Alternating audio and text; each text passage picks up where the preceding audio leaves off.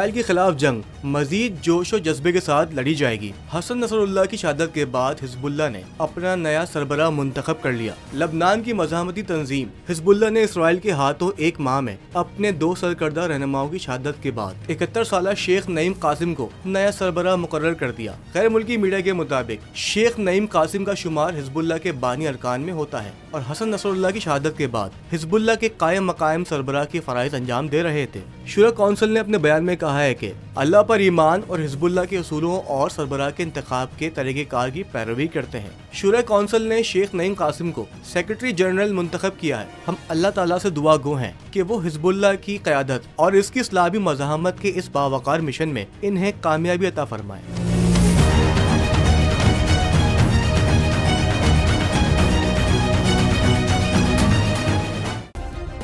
Subscribe کریں اور بیل دبائیں تاکہ کوئی خبر رہ نہ جائے۔